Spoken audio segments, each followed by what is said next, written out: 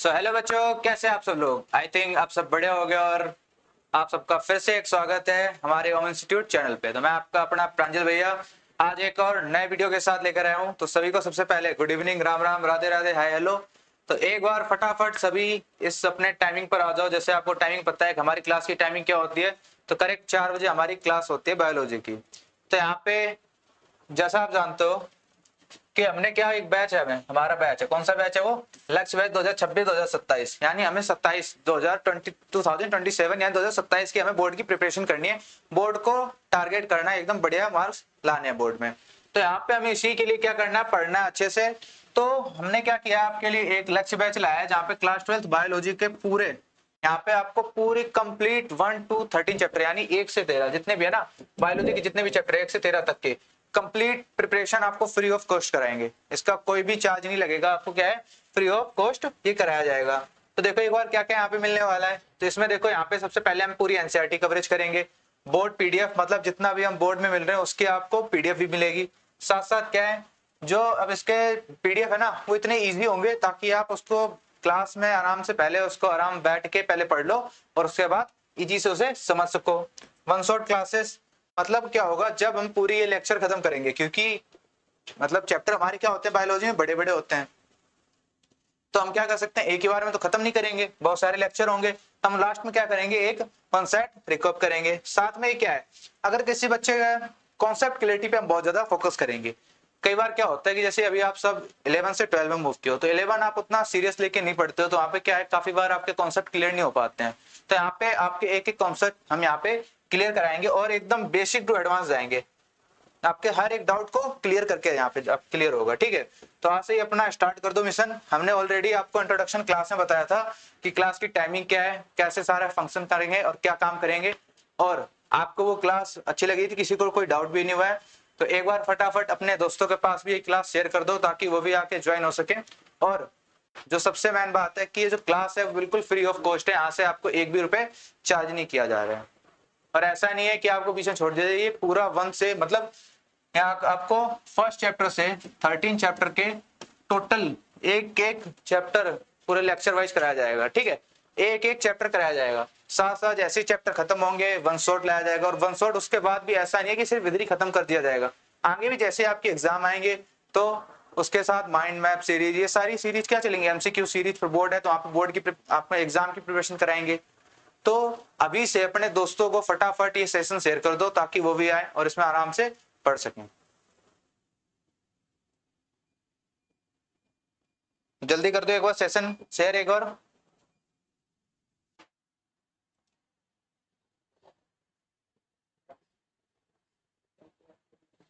तो देखो चैप्टर हमारा क्या है, sexual reproduction in flowering plant. यानी फ्लावरिंग प्लांट बेसिकली कौन होते हैं फ्लावरिंग प्लांट, तो एंजियोस्पर्म। फ्लावरिंग प्लांट कौन होंगे, तो एंजियोस्पर्म फ्लावरिंग प्लांट होते हैं। तो एंजियोस्पर्म में सेक्सुअल रिप्रोडक्शन कैसे होता है, तो ये हमें क्या करना है यहाँ पर, इसी को हमें यहाँ पर पढ़ना है। तो आज हमारा लेक्चर 2 है। लेक्चर 1 में बेसिकली क्या था, एक तो आपके लिए इंट्रोडक्शन था कि हम कैसे, हमारा बैच है क्या क्या उसमें फंक्शन है, कैसे हम करेंगे, और आपके लिए जितनी भी इन्फॉर्मेशन जो भी आपका डाउट था हमने वहां पर वो क्लियर किया है। अब क्वेश्चन यहाँ पर ये है, क्वेश्चन क्या है, अब यहाँ पर जैसे हमने कल लेक्चर में आपको कुछ पढ़ाया था, क्या पढ़ाया था वो, तो कल का टॉपिक को पहले हम रिकैप करेंगे, फिर उसके बाद हम नेक्स्ट टॉपिक पर मूव करेंगे, ठीक है। उसके बाद क्या करेंगे, नेक्स्ट टॉपिक पर मूव करेंगे। क्लास 12 बायोलॉजी के। और एक और चीज जो सबसे ज्यादा बच्चों को हमेशा ही कंफ्यूजन रहती है, आपको मतलब ऑलमोस्ट कंफ्यूजन ही रहता है कि ये भैया हरियाणा बोर्ड के लिए, सीबीएसई बोर्ड के लिए, बिहार बोर्ड के लिए, यूपी बोर्ड के लिए या राजस्थान बोर्ड के लिए। तो आपको फिर से एक और बार ये बताना चाहता हूँ कि किसी एक पर्टिकुलर क्या है बोर्ड के लिए नहीं है, सभी के लिए। क्या ये सभी के लिए है, ऑल बोर्ड्स के लिए, क्योंकि हमारे पूरे भारत में हमारा जो नेशनल करिकुलम है वो एनसीईआरटी बेस्ड है। किस पे बेस्ड है, एनसीईआरटी बेस्ड है। और हम यहाँ पे क्या पढ़ते हैं, एनसीईआरटी पढ़ते हैं। नीट भी किसको फॉलो करती है, एनसीईआरटी को ही फॉलो करती है। तो यहाँ पे बेसिकली हमें करना क्या है, हम यहाँ पे एनसीईआरटी ही पढ़ रहे हैं, तो इसीलिए किसी एक टारगेटेड बोर्ड के लिए नहीं है, ये सभी बोर्ड के लिए, ऑल बोर्ड्स के लिए, ठीक है। क्या है, सभी बोर्ड्स के लिए है। यहाँ पे हम बेसिक टू एडवांस तक पढ़ेंगे। तो चैप्टर हमारा क्या है, sexual reproduction in flowering plant.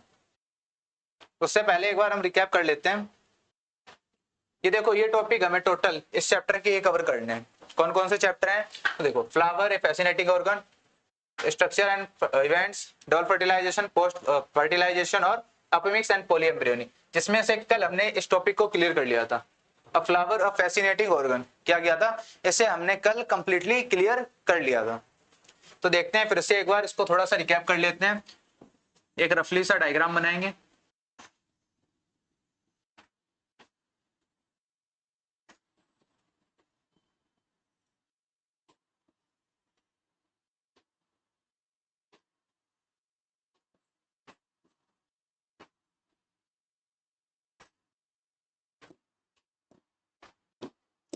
तो यहाँ पे हमने क्या बनाया, एक रफली सा ये क्या है, डायग्राम है।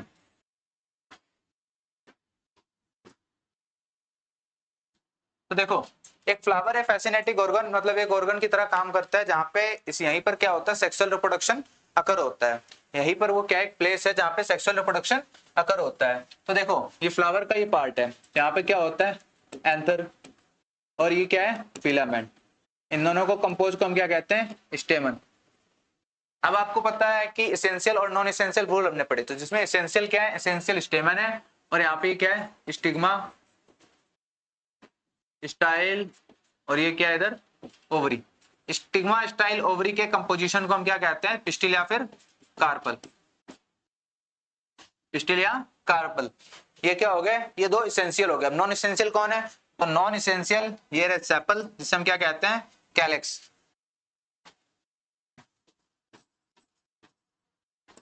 और ये रहे पेटल, इसे हम क्या कहते हैं, कोरोला।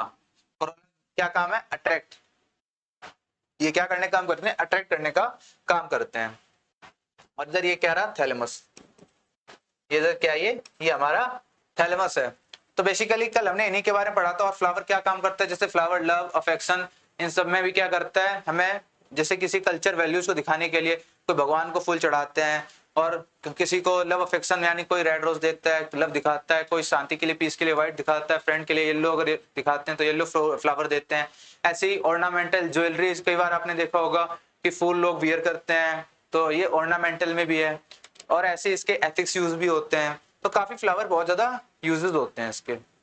तो कल बेसिकली जो हमारा मैन था वो ये था, इसेंशियल और नॉन इसेंशियल इसके पार्ट, और क्या क्या यूज है वो इतना। यहाँ पे हमारा जो मैन था उसको हमने क्या कर लिया, रिकैप कर लिया। तो आज के अपने हम टॉपिक पे बढ़ते हैं। अब हमारा जो हमने पहले पढ़ा था वो क्या था, पहले था टॉपिक टू बी कवर्ड में। देखो यहाँ पे पहला जो हमने किया था, flower a fascinating organ of angiosperm, ये तो कल हमने इसको कंप्लीटली कर लिया था।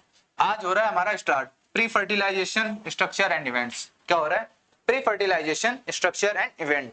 आपको मैंने पहले बता दिया फर्स्ट वीडियो में, इंट्रोडक्शन वीडियो में, हम क्या क्या पढ़ने वाले हैं इस चैप्टर में, बेसिकली कौन कौन से पॉइंट है। तो वहां पर मैंने बताया था इसके अंदर सबसे पहले क्या आता है, तो इसके अंदर सबसे पहले आता है स्टेमन। क्या आएगा, स्टेमन आएगा। तो पहले हम इसी को पढ़ेंगे। पहले हम किसके पढ़ेंगे, स्टेमन। तो स्टेमन किसका कंपोजिशन होता है, स्टेमन किसका कंपोजिशन होता है, एक बार फटाफट सभी कमेंट बॉक्स में करके बताओगे कि स्टेमन किसका कंपोजिशन होता है। तो हम एक स्टेमन का एक डायग्राम बनाते हैं।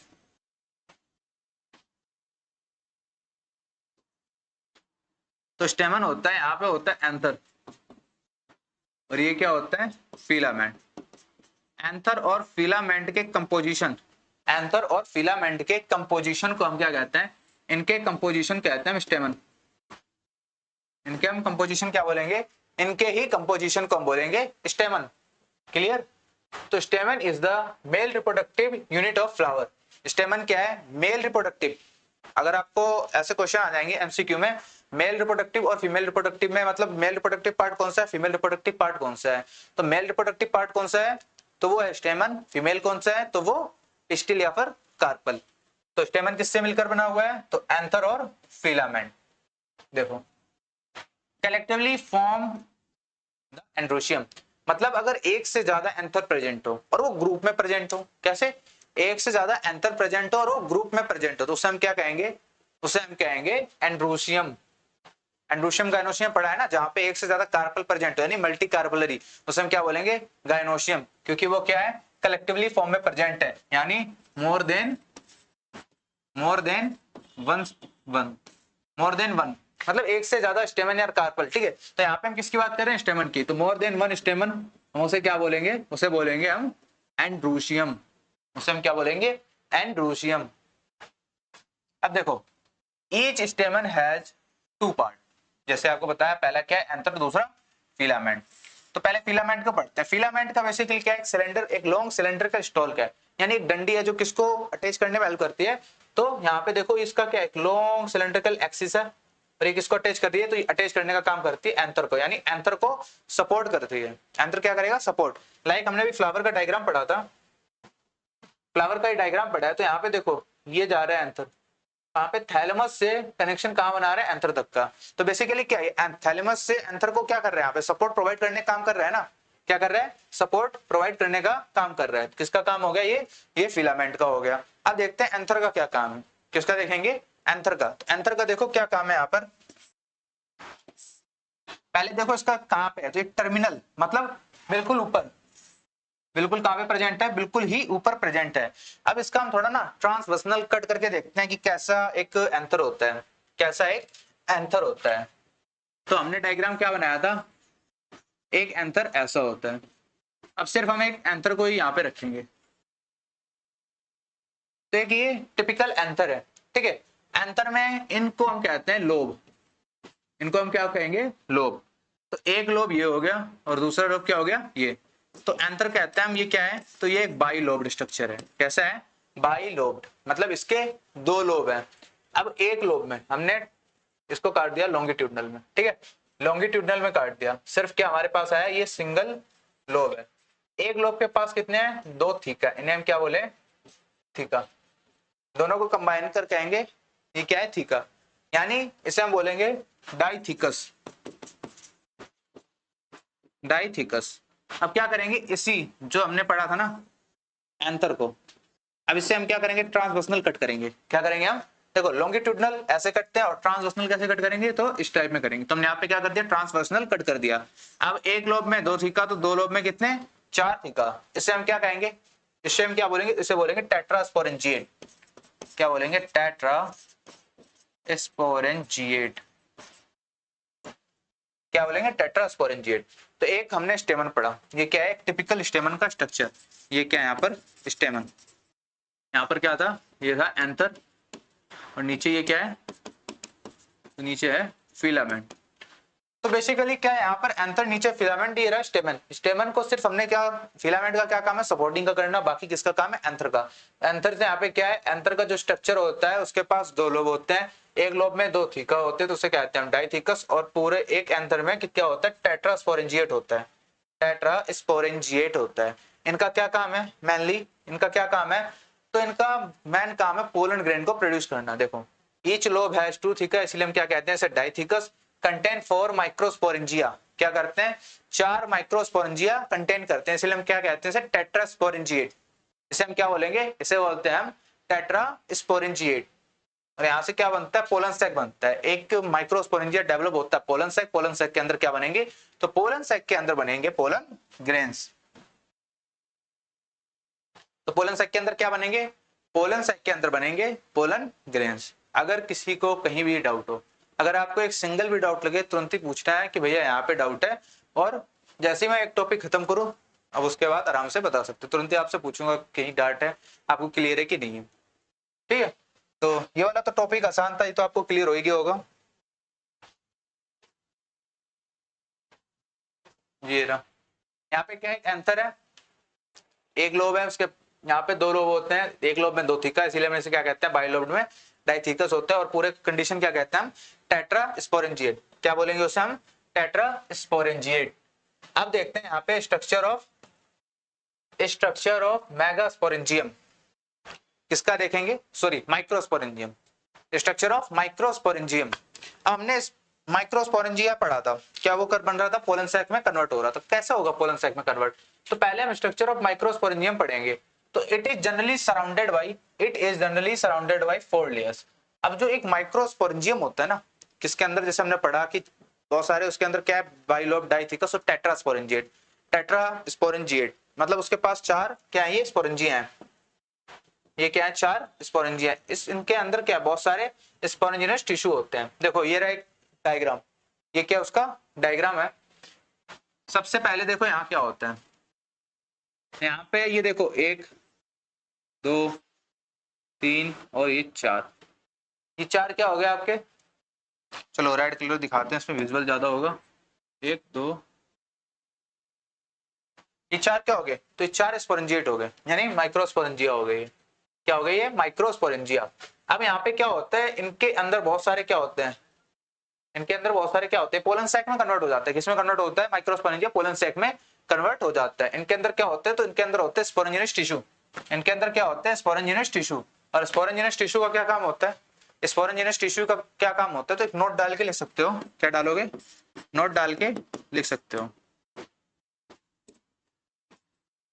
जो स्पोरोजिनस होते हैं, जो स्पोरोजिनस टिश्यू होते हैं, उनके पास एक ऐसी एबिलिटी होती है, एक ऐसी एबिलिटी होती है जो क्या कर सके, जो क्या कर सके, प्रोड्यूस कर सके। क्या produce? Microsporangia.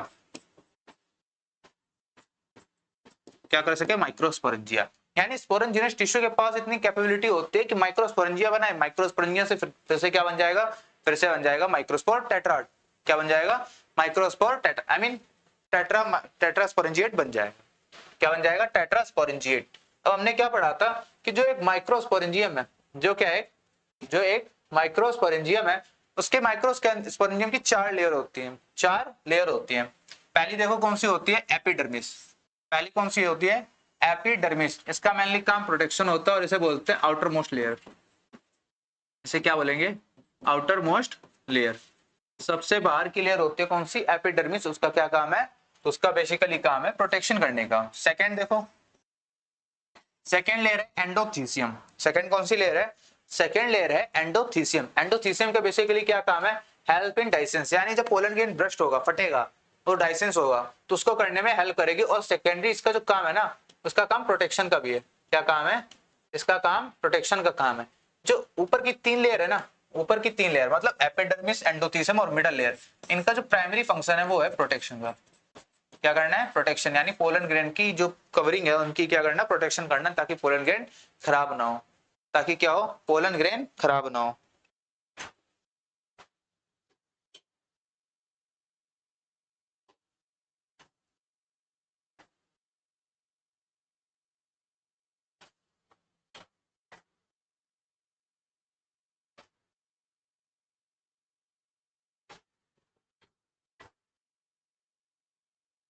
नासमीर, nice class Aradhana.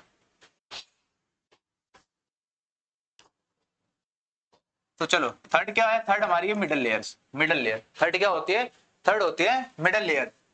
Degenerated at maturity, मतलब जैसे ही मैच्योरिटी पहुंच जाती है तो ये लेयर डिजनरेट होती है। बट मिडल लेयर क्या है? तो मिडल लेयर के बारे में लिख लो। किसका जो थर्ड हमारी लेयर है उसमें क्या लिखना है? It consist of, it consist of, it consist of 2 to 3 layers, यानी 2 से 3 लेयर की बनी हुई होती है। कौन? Middle layer. 2 से 3 लेयर की बनी हुई होती है। कौन? Middle layer. एंड जो लास्ट लेयर होती है सबसे मैन होती है वो टेपेटम। लास्ट लेयर होती है वो कौन सी होती है? वो होती है टेपेटम। टेपेटम का बेसिकली क्या काम है? तो पोलन ग्रेन को नरिशमेंट प्रोवाइड करना। क्या करना? नरिशमेंट प्रोवाइड करना। चलो इसे एक बार डायग्राम की हेल्प से समझते हैं। तो देखो, अब ये जो यहाँ पे हमने 4 दे रखा है, सेम यही डायग्राम ये, बस इसमें क्या है, थोड़ा सा इनलार्ज डायग्राम है। कैसा? थोड़ा सा बड़ा डायग्राम है। तो सबसे बाहर की लेयर हमने क्या पढ़ा? एपिडर्मिस। सबसे बाहर की लेयर कौन सी है? एपिडर्मिस। हमने एपिडर्मिस को क्या यहाँ पे बताया था कि कौन सी है? Outer most layer. कौन सी है? Outer most layer. तो पहले नंबर पे आउटर मोस्ट, दूसरे नंबर पे क्या है? एंडोथीसियम, यानी सेकेंड नंबर की लेयर एंडोथीसियम। अब एंडोथीसियम के बाद क्या आता है? Middle layer. देखो यहाँ पे मैंने बताया था ना आपको, जो ये लेयर होती है वो 2 से 3 लेयर की मिलकर बनी होती है। कौन सी? Middle layer. मिडल लेयर 2 से 3 लेयर की बनी हुई होती है।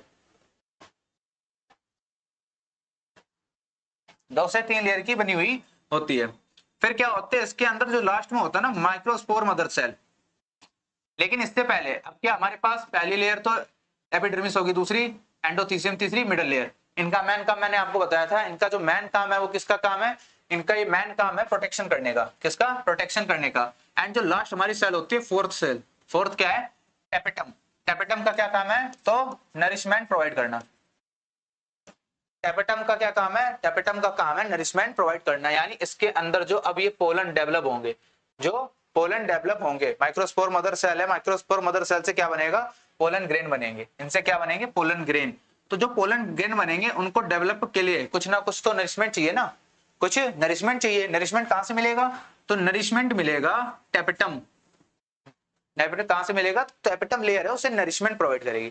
टेपेटम लेयर क्या करेगी, टेपेटम लेयर उसे नरिशमेंट प्रोवाइड करेगी। तो यहां तक एक बार बता दो, जो ये माइक्रोस्पोर टेट्राइड है मतलब टेट्रास्पोरेंजिएट है, ये आपको स्ट्रक्चर इसका पूरा समझ में आ गया। ये जो हमारा टॉपिक है स्ट्रक्चर ऑफ माइक्रोस्पोरेंजियम, माइक्रोस्पोरेंजियम की 4 लेयर होती हैं। 4 कैसे लेयर होती है, इनमें से 3 का काम प्रोटेक्शन का है और जो लास्ट का काम है उसका क्या है, नरिशमेंट का काम है।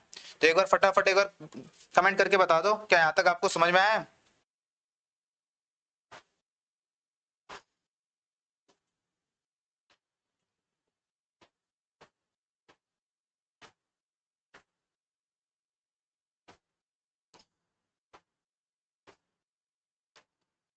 नासमीर सर यही क्लास बोर्ड का यही है, क्या बोल रहे हो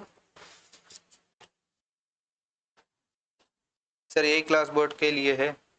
हाँ तो यही क्लास रहेगी। अब ये आपकी ना अल्टरनेट बेसिस पे क्या है, मैंने जैसे आपको पहला इससे पहले एक वीडियो जस्ट अभी हमने पब्लिश किया, जो हमारा लक्ष्य बैच है उसका वेडनेसडे को जो पहली वीडियो आई वहां पे आप देख लो, सारी की सारी आपको कंप्लीट इन्फॉर्मेशन मिल जाएगी। क्योंकि वो इंट्रोडक्शन वीडियो था, उसमें सिर्फ हमने एक टॉपिक पढ़ाया था, एक टॉपिक हमने सिर्फ वहां से पढ़ा था। क्या पढ़ा था, फ्लावर ऑफ फैसिनेटिंग ऑर्गन। बाकी हमने इंट्रोडक्शन दिया था कैसे क्लास रहेगी। और ऐसा नहीं, ये एक आपकी अल्टरनेट बेसिस पे, यानी वीक में 3 क्लासेस रहेंगी alternate basis, Monday Wednesday Friday, ये 3 दिन, ये जो 3 दिन है इसके दिन तो आपकी क्लास रहेगी। और ये बोर्ड के लिए क्लास है, क्योंकि सिर्फ और सिर्फ क्लास 12th का ही यहाँ पे हम पढ़ेंगे बायोलॉजी का। ठीक है, बायोलॉजी का पढ़ेंगे और 1 चैप्टर से लेके 13 चैप्टर के सारे चैप्टर कवर होंगे एक एक करके। पहले हम इसे लेक्चर वाइज पढ़ेंगे, क्योंकि अब अगर हम एक दिन में अगर कोई वीडियो खत्म करेंगे तो कैसा होगा, वर्डन सा हो जाएगा कि या तो बहुत ज्यादा शॉर्ट हो जाएगा। 3 से 4 घंटे अपने मैराथन कर लिए तो उसमें कुछ समझ नहीं आएगा, क्योंकि अभी स्टार्टिंग है। क्या है, अगर हम थोड़ा थोड़ा टॉपिक भी पढ़ेंगे तो हम उतनी ज्यादा क्या होगी, हमें क्लियरिटी होगी उतनी ज्यादा। तो इसीलिए हम थोड़ा थोड़ा टॉपिक करके इसे पूरा पढ़ेंगे, फिर लास्ट में 1 शॉट आएगा उसमें आपका क्लियर हो जाएगा। तो एक बार इसमें बता दो, टेट्रास्पोरेंजिएट में या स्ट्रक्चर ऑफ माइक्रोस्पोरेंजिया में कोई दिक्कत तो नहीं है।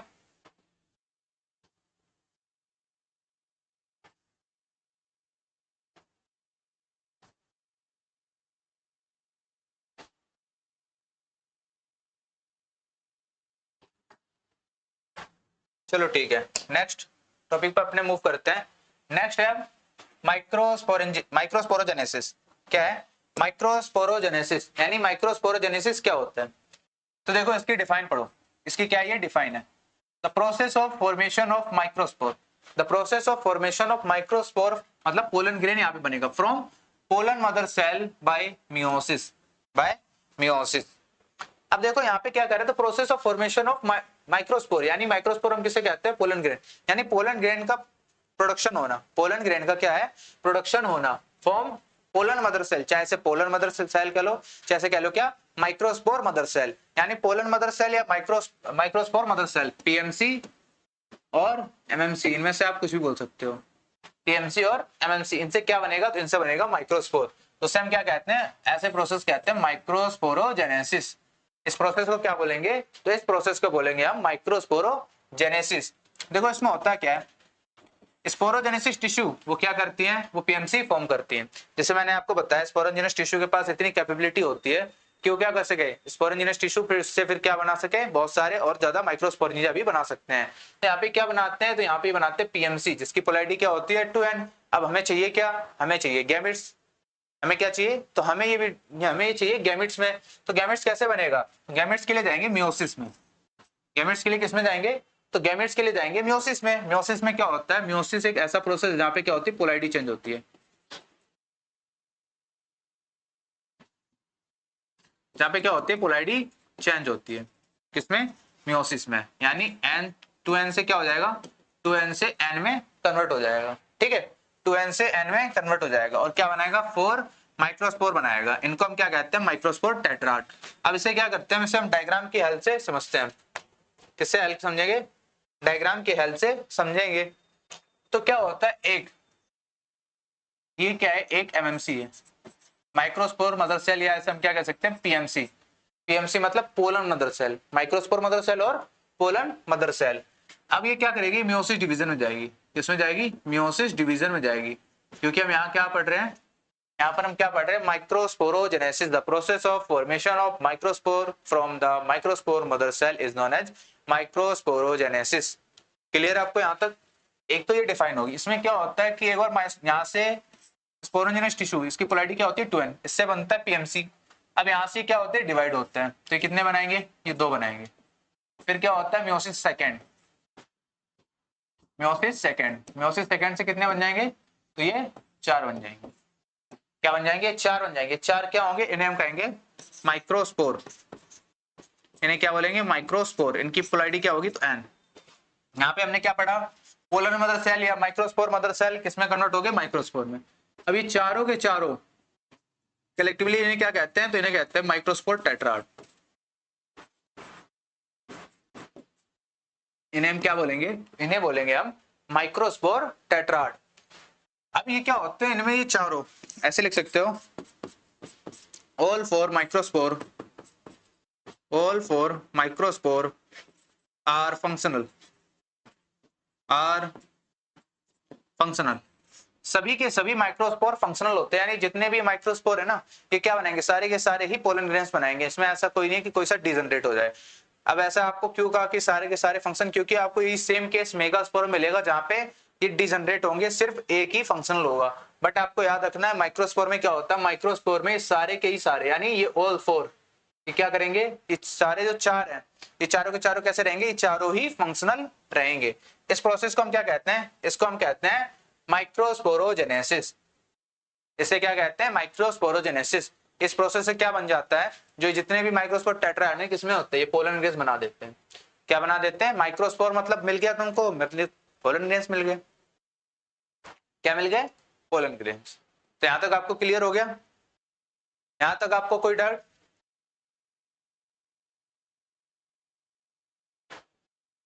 जल्दी से एक बार बता दो, कोई डाउट तो नहीं है ना? चलो ठीक है, नेक्स्ट टॉपिक देखते हैं। नेक्स्ट टॉपिक देखेंगे, तो नेक्स्ट टॉपिक क्या है, नेक्स्ट टॉपिक है, नेक्स्ट टॉपिक है पोलन ग्रेन। क्या है, पोलन ग्रेन। तो पोलन ग्रेन, अब हमने पढ़ लिया पोलन ग्रेन बन गया, बट पोलन ग्रेन के बारे में भी पढ़ना जरूरी है कि पोलन ग्रेन होता क्या है। तो देखो, पोलन ग्रेन का जो शेप है वो कैसा है, पोलन ग्रेन का शेप कैसा है, spherical, but shape can very. मतलब शेप जरूरी नहीं है, मोस्टली यूजुअली मतलब जनरली ज्यादातर तो क्या होता है, इनका शेप होता है स्पेरिकल होता है, बट इसका शेप ओवल भी हो सकता है, ट्रेंडुलर भी हो सकता है, ठीक है, इस शेप में भी, और इरेगुलर शेप का भी क्या हो सकता है, एक पोलन ग्रेन हो सकता है। बट यूजुअली हम क्या कहेंगे, ये स्पेरिकल शेप का होता है। अगर इसकी साइज की बात करें, साइज होता है इसके 25 से 50 माइक्रोमीटर। क्या होता है, 25 से 50 माइक्रोमीटर। माइक्रोमीटर मतलब क्या है, 25 से 50, 10 की पावर टू -6, क्या है, 10 की पावर -6 मीटर, 10 की पावर -6 मीटर। तो इसका क्या है ये, तो इसका ये शेप हो गया, इसका ये साइज हो गया, सॉरी, 25 से 50 माइक्रोमीटर क्या हो गया इसका साइज। और साइज क्या है, ये एक एवरेज साइज है, क्योंकि ये हर एक स्पीसीज के हिसाब से ये वेरी कर सकता है, क्योंकि एक हर एक स्पीसीज अलग अलग होते हैं, तो क्या हो सकता है, ये वेरी भी हो सकता है। नेक्स्ट है, appears as yellow powdery substance in anther. अगर आपको रियल में एंथर देखना है तो क्या करना है, आपको चाइना रोज लेना है फ्लावर। कौन सा लेना है, चाइना रोज फ्लावर लेना है। उस चाइना रोज में क्या करना है, जैसे आप उसे लोगे और ऊपर में एंथर उसे जैसे ही निकालोगे, फिर उसे क्या करोगे, हाथ में आपको येलो येलो सा दिखेगा। आप जैसे उसे क्या करोगे, हाथ उंगलियों में उसे रब करोगे, तो क्या होगा, उंगलियों में जैसे रब करो ना, येलो ही फ्लूइड पूरा, और उसकी अनप्लीजेंट सी स्मेल आएगी। कैसी आएगी, अनप्लीजेंट सी स्मेल आएगी, और वो पाउडर की फॉर्म में होता है। तो देखो, yellow he powder substance present in anther. Each anther produce thousand of pollen grains, यानी एंथर के अंदर थाउजेंड्स ऑफ पोलन ग्रेन बनते हैं। ये याद रखना है आपको, ये आपको याद रखना ही रखना है कि एक एंथर के अंदर थाउजेंड्स ऑफ पोलन ग्रेन बनते हैं। अब पोलन ग्रेन का स्ट्रक्चर कैसा है, तो एक बार दिखा देता हूं आपको। ये हमारा पोलन ग्रेन है, इसका स्ट्रक्चर इस टाइप का होता है कुछ।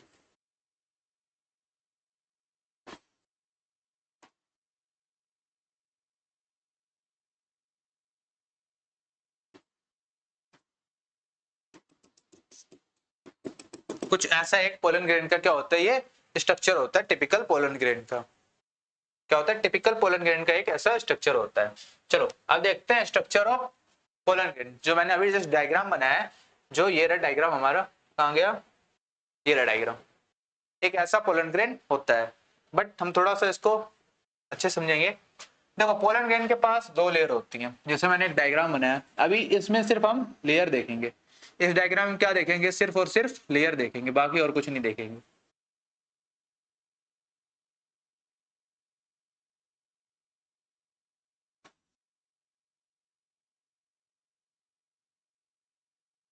तो पोलन ग्रेन की कितनी लेयर होती हैं, तो पोलन ग्रेन की दो लेयर होती हैं। कितनी होती हैं लेयर, तो पोलन ग्रेन्स की दो लेयर होती हैं। बाहर वाली क्या होती है, तो बाहर वाली को हम बोलते हैं एक्साइन, और अंदर वाली क्या बोलते हैं, इंटाइन। बाहर वाली क्या बोलते हैं, जो आउटर मोस्ट लेयर होती है वो क्या होती है, एक्साइन, और जो इनर मोस्ट लेयर होती है वो क्या होती है, इंटाइन। जो एक्साइन है, जो एक्साइन लेयर है वो किससे मिलकर बनी हुई है, तो एक्साइन लेयर एक सबस्टांस या एक लेयर जिसके बनी है उसका नाम है स्पोरोपोलिनिन।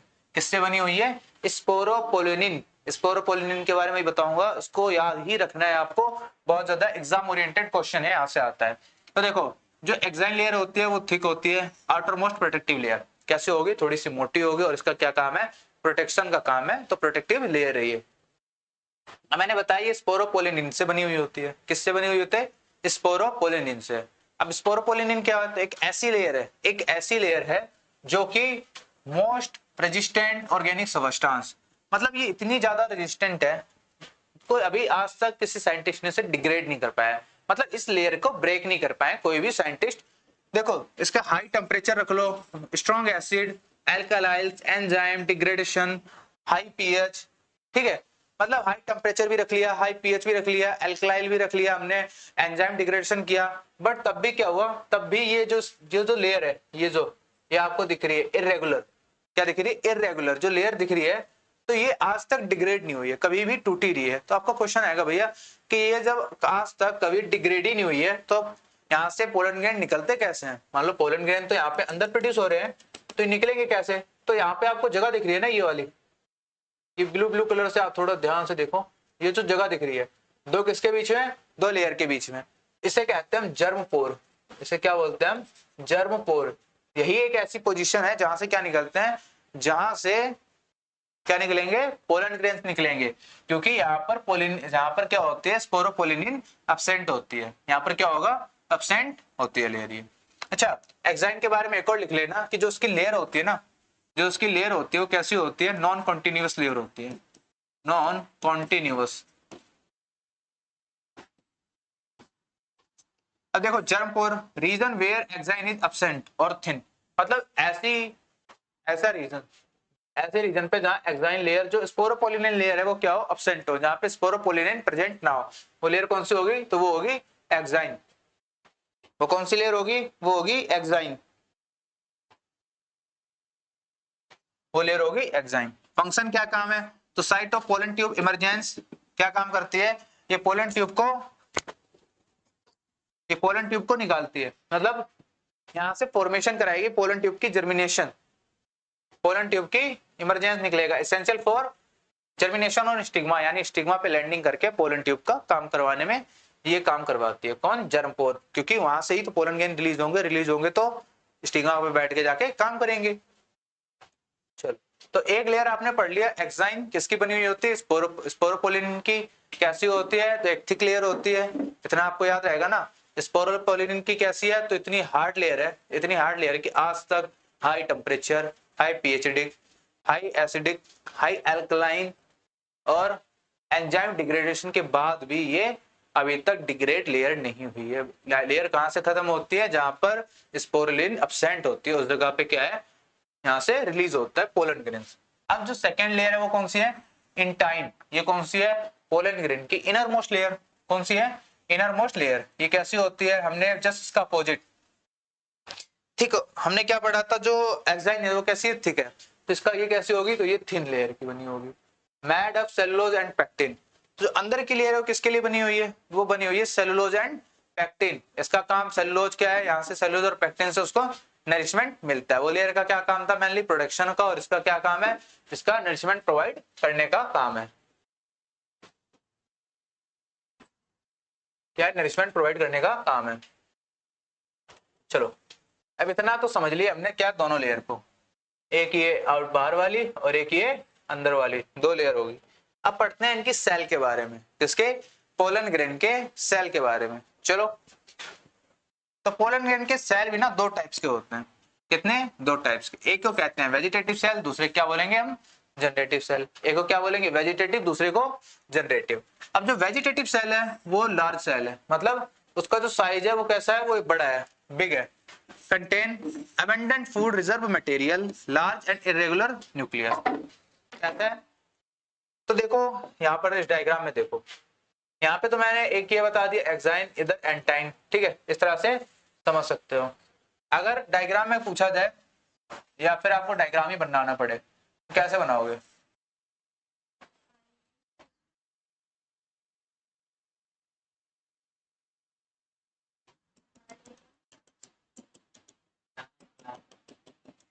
बेसिकली ये रहा आपका एक डायग्राम।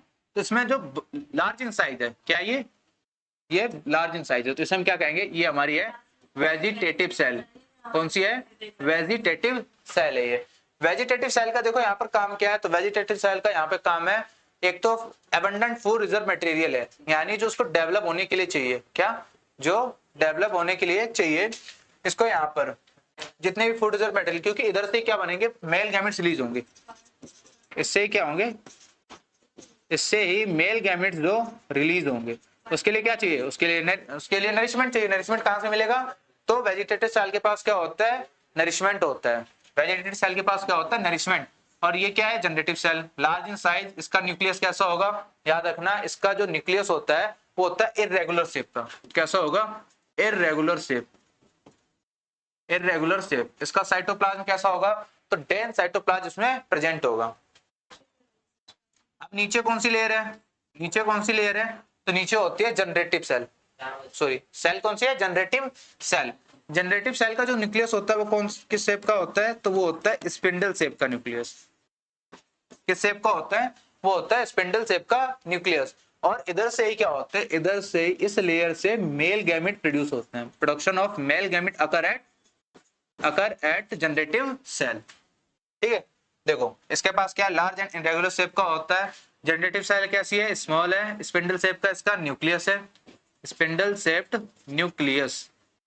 और एक और उसका पॉइंट है जनरेटिव सेल का, ये कहां फ्लोट करती है, तो generative cell float in cytoplasm, float in cytoplasm of vegetative cell, of vegetative cell. यानी वेजिटेटिव सेल के साइटोप्लाज्म में लेयर क्या करती है, ये लेयर फ्लोट करती है।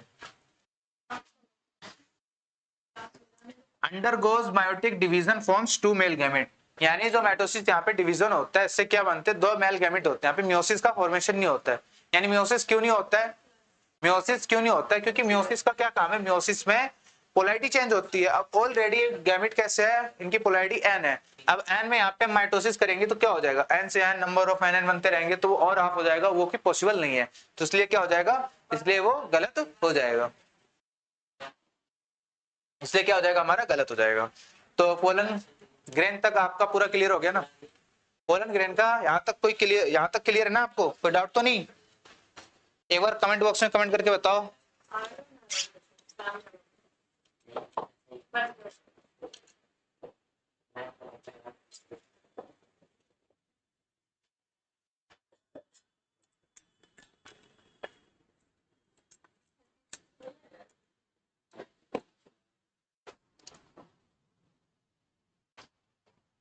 यहाँ तक क्लियर, कोई डाउट तो नहीं। चलो ठीक है, किसी का कोई डाउट तो नहीं है।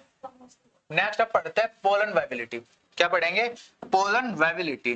आप कहोगे भैया वायबिलिटी क्या है, वायबिलिटी क्या है, तो देखो viability refers to the ability of pollen to remain alive and functional. Viability मतलब होती है कि वो कब तक जिंदा रह सके, कब तक जिंदा रह सके और वो काम कर सके, फंक्शन रह सकते। देखो रिमेन अलाइव, कब तक जिंदा रहे, और फंक्शनल मतलब काम करे। अब पोलन ग्रेन किसी भी चीज की एक लाइफ होती है, ठीक है, किसी भी चीज की क्या होती है, लाइफ होती है। फॉर एग्जांपल ह्यूमन भी तो एक लाइफ है, 50 साल जिएंगे, 60 साल जिएंगे, जो भी हो, एक लाइफ होती है ना, उस लाइफ के उसके बाद मर जाएंगे। तो ऐसी एक सबकी लाइफ होती है। जैसे हम कहते हैं मच्छर की जो जिंदगी होती है वो 24 घंटे की, 24 से 48 घंटे के बीच की होती है, उसके बाद वो मर जाते हैं। तो ऐसे पोलन की एक वेबिलिटी होती है, एक टाइम पीरियड होता है जब तक वो वाइबल हो सके, जब तक वो काम कर सके। मान लो हमने एक चीज, जैसे हम कोई एक्सेस लेते हैं, जैसे फोन का रिचार्ज कराया, तो वहां पे हम क्या कहते हैं 24 घंटे तक हम इंटरनेट का यूज कर सकते हैं, उसके बाद उसको यूज ही नहीं कर सकते। यानी अगर हमने 24 आवर तक हमने इसको यूज किया, इंटरनेट हम यूटिलाइज कर सकते हैं, उसके बाद क्या हो जाता है, उसके बाद इंटरनेट बंद हो जाता है। क्या हो जाएगा उसके बाद, इंटरनेट बंद हो जाएगा, यानी नॉन फंक्शनल हो जाएगा। ऐसे क्या होते हैं पोलन ग्रेन, पोलन ग्रेन एक बार एंथर से रिलीज हो जाते हैं, एक बार क्या होते हैं, एक बार जब वो एंथर से रिलीज हो जाते हैं, फिर वो कभी, फिर जब उनका टाइम पीरियड होता है कि मान लो 30 मिनट, 3 मंथ जो भी है, ठीक है, उनका उसके बाद क्या होता है, फिर वो जैसे उनका टाइम पीरियड खत्म हो जाएगा, उसके बाद वो कैसे हो जाएंगे, नॉन वाइबल और नॉट फंक्शनल। कैसे हो जाएंगे, नॉन वाइबल और नॉट फंक्शनल। कब, ये कब होगा ऐसा, ये कब होगा, जब होगा ये उसका टाइम पीरियड खत्म हो जाएगा, जब उसका टाइम पीरियड खत्म हो जाएगा, जब उसका टाइम पीरियड खत्म हो जाएगा। तो देखो ड्यूरेशन वेरीज। अब सभी के है ना, जो पोलन ग्रेन की टाइमिंग है ना, टाइमिंग कभी भी सभी पोलन ग्रेन की सेम नहीं हो सकती, कभी भी सेम नहीं होती है, हर बार क्या होता है, डिफरेंट डिफरेंट टाइमिंग होती है।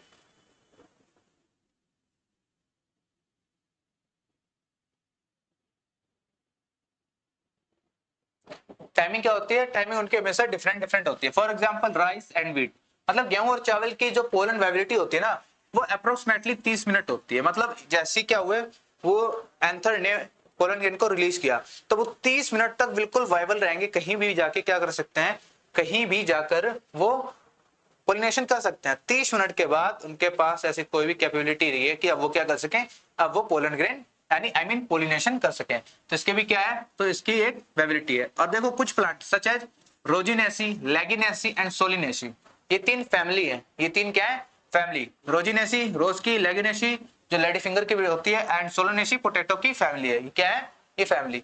इनकी जो वेबिलिटी होती है वो अबाउट 3 मंथ होती है। कितने मंथ होती है, 3 मंथ इनकी वेबिलिटी टाइम पीरियड होता है। मतलब एक बार जैसे रिलीज हुए तो 3 मंथ तक कोई दिक्कत नहीं है, ये कहीं भी जाकर कभी भी फाइनल कर सकती है। कब तक, 3 मंथ, 3 मंथ के बाद नहीं हो सकती है। तो ये क्या होता है, स्पीसीज टू स्पीसीज क्या होता है, ये स्पीसीज टू स्पीसीज ये हमेशा वेरी करती है। क्लियर, स्पीसीज टू स्पीसीज हमेशा ये क्या करती है, ये वेरी करती है। अब देखो इन्फ्लुएंस बाय, अब क्या होता है, जो पोलन वेबिलिटी है ना, वो कम ज्यादा भी हो सकती है। क्यों, मतलब होती, मान लो जैसे हमने कह दिया कि जो अब व्हीट और किसकी, राइस की हमने पढ़ा 30 मिनट की होती है, 30 से क्या है 25 मिनट की हो जाए, और शायद ये 35 मिनट की भी हो जाए, तो ये वाइबल कैसे करेगा, यानी इन्फ्लुएंस कैसा होगा, इन्फ्लुएंस टेम्परेचर और ह्यूमिडिटी के ऊपर। क्या है, टेम्परेचर और ह्यूमिडिटी के ऊपर। अब जैसे क्या हुए, पोलन क्या हुए, पोलन एयर से रिलीज हो गए। फॉर एग्जाम्पल पोलन क्या है, एयर में रिलीज हो गए। अब क्या हो, ह्यूमिडिटी ज्यादा, उमस ज्यादा हो, तो क्या होंगे, ऊपर जाके इनका वेट बढ़ जाएगा, वेट की वजह से क्या हो जाएंगे, नीचे गिर जाएंगे। टेम्परेचर क्या होगा, टेम्परेचर ज्यादा हो तो इनके यहाँ पे क्या है, उनकी एनर्जी उतनी ज्यादा क्या होगी, लॉस होगी। एनर्जी क्या होगी, उतनी ही ज्यादा उनकी लॉस होगी, जिनकी वजह से उनका वेबिलिटी टेम्परेट क्या हो जाता है, वेबिलिटी टेम्परेट कम हो जाता है। तो उसको कौन इन्फ्लुएंस करता है, टेम्परेचर एंड ह्यूमिडिटी। कौन करेगा, टेम्परेचर एंड ह्यूमिडिटी। चलो पोलन वेबिलिटी तो हो गया। नेक्स्ट जो हमारा टॉपिक है, स्मॉल स्मॉल टॉपिक है ये, ठीक है, छोटे छोटे टॉपिक है, पोलन वेबिलिटी, पोलन स्टोरेज और पोलन सप्लीमेंट। अब आता है पोलन स्टोरेज। अगर मान लो कि अब ऐसा कोई सा भी तो मेथड हो सकता है ना जहां पोलन को बचा सके, पोलन को स्टोर कर सके, पोलन कैसे स्टोर किया जाएगा, तो इसका एक मेथड होता है, एक से दो मेथड होते हैं। पहले एक पहला जो मेन मेथड है उसे पढ़ते हैं। तो जो पोलन ग्रेन को अगर हमें कभी बचा के रखना है, तो पोलन ग्रेन को अगर बचा के रखेंगे तो उसका एक होता है, वो हम लिक्विड नाइट्रोजन पे रख सकते हैं, जिसे हम कहते हैं क्राइजो प्रिजर्वेशन, जिसे हम क्या बोलते हैं, क्राइजो प्रिजर्वेशन, क्राइजो प्रिजर्व, क्राइजो प्रिजर्वेशन। क्राइजो प्रिजर्वेशन में क्या होता है, ये एक ऐसा मेथड होता है जहां पोलन ग्रेन को स्टोर करते हैं। जहां क्या करते हैं, पोलन ग्रेन को स्टोर करते हैं कहां पर, लिक्विड नाइट्रोजन में। और उसका टेम्परेचर कितना होगा, उसका टेम्परेचर होगा माइनस का 196 डिग्री सेल्सियस। कितना, माइनस 196 डिग्री सेल्सियस पे लिक्विड नाइट्रोजन में इन पोलन ग्रेन को रखा जाता है। फिर उसके बाद क्या होती है, इनकी जो वाइबिलिटी होती है ना, इनकी जो वाइबल टाइम पीरियड होता है वो काफी सालों तक का हो जाता है। क्या होता है, काफी सालों तक हो जाता है, लाखों सालों तक चला जाता है। देखो store pollen used in pollen bank plant breeding program, एक तो पोलन बैंक में इसका यूज होता है और प्लांट ब्रीडिंग प्रोग्राम में भी इसका यूज होता है। कैसे, मान लो क्या होता है, काफी बार जैसे एक साइंटिस्टों ने एक एथिक्स मानी, बाय चांस दुनिया खत्म हो जाए, क्योंकि रसिया ने एक क्या किया, बहुत बड़ा पोलन बैंक और सीड बैंक बना रखा है कि कभी दुनिया खत्म हो जाए और सारे के सारे पेड़ पौधे खत्म हो जाए, तो क्या है कुछ ऐसे सीड रखे हैं कि दुनिया से फिर से क्या करे, ट्रांसफॉर्म कर सके, या फिर कोई ऐसी स्पीसीज डिस्टिंक्ट हो जाए, मतलब बिल्कुल ही खत्म हो जाए, अब वो बचे ना, तो उनके हमने जब सीड प्रिजर्व कर रखे हैं तो फिर से हम क्या कर सकते हैं, उनको हम दोबारा से उगा सकते हैं, रीजनरेट कर सकते हैं। तो ये क्या काम आते हैं, ये उस कंडीशन में काम आते हैं। तो इसे हम क्या करते हैं, यहाँ से हम प्रिजर्व करते हैं, यहाँ से क्या करते हैं, हम प्रिजर्व करते हैं। जो ये दो टॉपिक अभी पढ़े हैं ना, पोलन वाइबिलिटी और पोलन स्टोरेज, इसमें से एमसीक्यू पक्का पूछे जाते हैं। यहाँ से एमसीक्यू पूछे जाएंगे कि लिक्विड नाइट्रोजन पे कितने डिग्री सेल्सियस पे पोलन को स्टोर किया जाता है, या फिर अगर पोलन स्टोरेज पे अगर पूछा जाए यहाँ पे फिर कि सोलेनेसी रेजोनेसी की जो वाइबल टाइम होता है वो कितने मिनट का होता है, ठीक है, कितने मिनट का होता है, इस टाइप के क्वेश्चन पूछे जाएंगे। चलो नेक्स्ट जो हमारा टॉपिक है वो क्या है, पोलन सप्लीमेंट। वो क्या है, पोलन सप्लीमेंट। अब पोलन सप्लीमेंट क्या होता है, तो पोलन सप्लीमेंट एक इंटरेस्टिंग टॉपिक है, और ध्यान से देखना। तो पोलन सप्लीमेंट बेसिकली सप्लीमेंट क्या होते हैं, मेडिसिन जो हम एडिशनल खाते हैं, लाइक हमारी बॉडी के अंदर जो चीज कमी होती है उसे कैसे हम सप्लीमेंट की हेल्प से क्या करते हैं, उसे हम पूरा करते हैं, किसके किसके हेल्प से, तो सप्लीमेंट की हेल्प से हम उसे क्या करते हैं, पूरा करते हैं। तो देखो made from pollen grain, pollen supplement है तो किससे बने होंगे, पोलन ग्रेन से बने हुए होंगे, rich in protein vitamin and minerals. जो पोलन सप्लीमेंट होते हैं ना उनमें हाईली अमाउंट में क्या होता है, तो हाईली अमाउंट में प्रोटीन होता है, विटामिन होते हैं, और क्या होते हैं, मिनरल्स होते हैं। Used as health supplement tablet and syrup, ये किसमें प्रेजेंट होता है, हेल्थ सप्लीमेंट में यूज किया जाता है, और यहाँ पे टेबलेट और सिरप भी होते हैं इसके फॉर्म में। Claim to improve energy and stamina, मतलब इसको ये माना जाता है कि जो भी पोलन सप्लीमेंट को कंज्यूम करता है उसका जो स्टेमिना और एनर्जी है ना बहुत ज्यादा बूस्ट हो जाता है, क्या हो जाता है, बहुत ज्यादा बूस्ट हो जाता है। मै कॉज सम एलर्जी, क्या करता है, कुछ एलर्जी भी कॉज करता है। पोलन सप्लीमेंट का सबसे ज्यादा यूज होता है ना, वो कहाँ होता है, तो वेस्टर्न कंट्रीज में होता है। कहाँ यूज होता है, उसका यूज होता है वेस्टर्न कंट्रीज में यूज होता है। वेस्टर्न कंट्रीज में क्या होता है, वेस्टर्न कंट्री में इसका बहुत ज्यादा यूज होता है एक्सेसिव अमाउंट में। अब इसका देखो पोलन सप्लीमेंट अगर किसी एक लिमिटेड चीज में खाओ तो वो ठीक है, अगर उससे अगर आपने ज्यादा खाया ना, उससे अगर थोड़े भी अमाउंट में ज्यादा खाया तो वो आपके लिए बहुत ज्यादा डेंजरस भी हो सकता है। क्या हो सकता है, बहुत ज्यादा डेंजरस भी हो सकता है। देखो रिच इन प्रोटीन विटामिन इसमें तो है, हेल्थ सप्लीमेंट में काम आता है, इंप्रूव स्टेमिना भी करते हैं। तो काफी बार क्या होता है, जैसे वेस्टर्न कंट्री में हॉर्स रेसिंग होता है, तो हॉर्स रेसिंग में क्या किया जाता है, पोलन सप्लीमेंट को इंजेक्शन के थ्रू क्या कर दिया जाता है, जिसके वजह से क्या होता है, जरूरी नहीं है सिर्फ हॉर्स और एथलीट भी यूज करते हैं। एथलीट मतलब जो रनिंग, जो अपना जो गेम खेलते हैं, ठीक है, उनको अपना स्टेमिना और अपने खेल को क्या करना और ज्यादा इंप्रूव करने के लिए वो क्या लेते हैं, वो पोलन का यूज करते हैं, जिनकी वजह से क्या होता है, उनका स्टेमिना बहुत ज्यादा बूस्ट हो जाता है। बट ये ओलंपिक्स खेलों में और जो हॉर्स राइडिंग, जो हॉर्स रेसिंग है, उनमें ये कंप्लीटली बैन है, और इनका एक्सेसिव अमाउंट में यूज करने से क्या होता है, हमें ब्रेन हैमरेज जैसे बीमारियां हो सकती हैं। क्या हो सकती हैं, ब्रेन हैमरेज, मेंटल रिटार्डेशन भी हो सकता है हमें। तो इसका जो लिमिटेड यूज करेंगे तो क्या है, हमारे लिए बेनिफिट हो सकता है। अगर हम इसका एक्सेसिव यूज करें, हमें मान लो क्या बार बार हम इसका यूज करें कि हम अपने परफॉर्मेंस दिखानी और पोलन का यूज करें, तो इससे क्या होगा, इससे अल्टीमेट हमें क्या होगा, लॉस ही होगा, हमारे हेल्थ पे ही क्या पड़ेगा, हम एक्सेसिव अमाउंट में अगर हम इसे यूज करेंगे तो क्या होगा, हमारे हेल्थ पे इम्पैक्ट पड़ेगा, हेल्थ क्या होगा, हेल्थ इम्पैक्ट पड़ेगा। तो ये याद रखना है आपको कि इसको एक्सेसिव अमाउंट में यूज नहीं करना है, इसे एक्सेसिव अमाउंट में यूज नहीं करना है। तो यहाँ पर हमारे जितने भी मेल के आंसर के जितने टॉपिक थे क्लियर हो गए, तो कोई डाउट है यहाँ तक, कोई डाउट है आपको। देखो क्या क्या कर लिया हमने यहाँ पे, सबसे पहले पढ़ा स्टेमन, फिर स्ट्रक्चर ऑफ माइक्रोस्पोरेंजियम,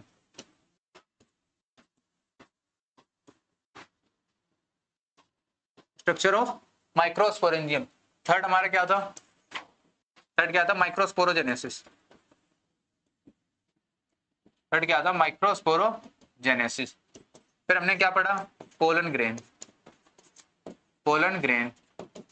यहाँ पे हमने इसके क्या पढ़े, तो लेयर और सेल, लेयर और सेल के बारे में पढ़ा। फिर पांचवा टॉपिक हमारा क्या था इसमें, पोलन वाइबिलिटी, क्या था, पोलन वाइबिलिटी। छठा टॉपिक हमारा क्या है, पोलन स्टोरेज, पोलन को हम कैसे स्टोरेज करें। और जो हमारा सातवां टॉपिक क्या था वो क्या था, पोलन सप्लीमेंट। तो ये जितने भी हमने अभी 7 टॉपिक पढ़े, ये जितने हमने एबव 7 टॉपिक पढ़े, क्या किसी में डाउट है? क्या इनमें से किसी में भी आपको डाउट है? ये पूरा एक मेल रिप्रोडक्टिव में ही आता है, सारा इसमें आता है, पूरे ये मेल में ही आता है, क्योंकि मेल में क्या होता है, पोलन प्रोड्यूस होते हैं। यहाँ पे क्या स्टेमन किसमें होते हैं, तो मेल रिप्रोडक्टिव पार्ट है, तो किससे रिलेटेड हो गया, टोटल मेल से। अगर यहाँ तक किसी भी बच्चे को कोई डाउट है तो एक बार पूछ लो, फिर हम बढ़ते हैं नेक्स्ट अपने टॉपिक पे। नेक्स्ट टॉपिक नहीं, आज इधर ही तक रखते हैं। आज ये हो गया आपका पूरा मेल का खत्म हो गया। कल का जो हम करेंगे, कल हम पढ़ेंगे, तो कल पढ़ेंगे फीमेल रिप्रोडक्टिव पार्ट की, इसके फीमेल रिप्रोडक्टिव पार्ट के बारे में, इसके बारे में पढ़ेंगे फीमेल रिप्रोडक्टिव पार्ट। इसमें क्या है, इसमें सबसे पहले पढ़ेंगे पिस्टिल के बारे में, इसके बारे में पढ़ेंगे पिस्टिल के बारे में, फिर पढ़ेंगे स्ट्रक्चर ऑफ ओव्यूल, इसका ओव्यूल, या से क्या कहेंगे, मेगास्पोर। इसका हम पढ़ेंगे मेगास्पोर के स्ट्रक्चर पढ़ेंगे। फिर हम क्या पढ़ेंगे इसमें, मेगास्पोरोजेनेसिस।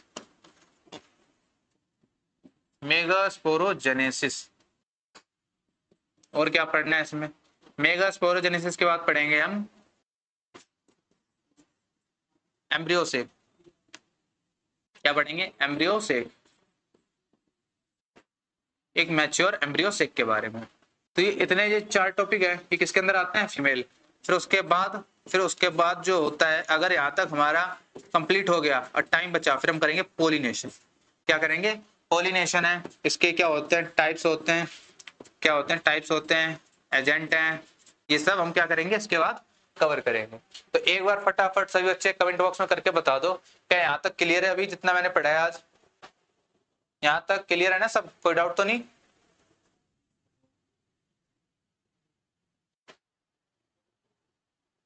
कोई डाउट नहीं है ना, चलो।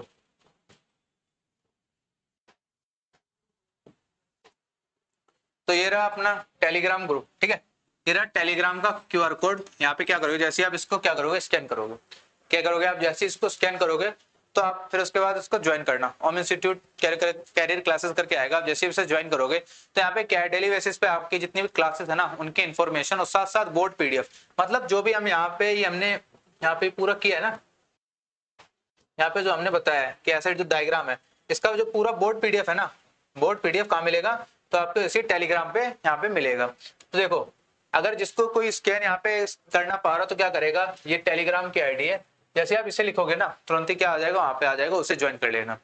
अब यहाँ पे क्या है, जो हम आपके पास क्या भेजेंगे, जैसे क्लासेस के ना आपको, वहां पे हम एक फोटो भेजेंगे, ठीक है, बारकोड भेजेंगे, उसको आप स्कैन करोगे, स्कैन करने से क्या है, पूरी बोर्ड PDF मिल जाएगी, और साथ साथ यहाँ पे क्या होगी, आपको क्लास इन्फॉर्मेशन भी मिलेंगी, जैसे कोई क्लास कैंसिल है, कोई एक्स्ट्रा क्लास है, क्या क्लासेस की टाइमिंग, उससे पहले क्या मिल जाएगा, आपको नोटिफिकेशन आ जाएगा, तो वहाँ पे आप ज्वाइन कर सकते हो।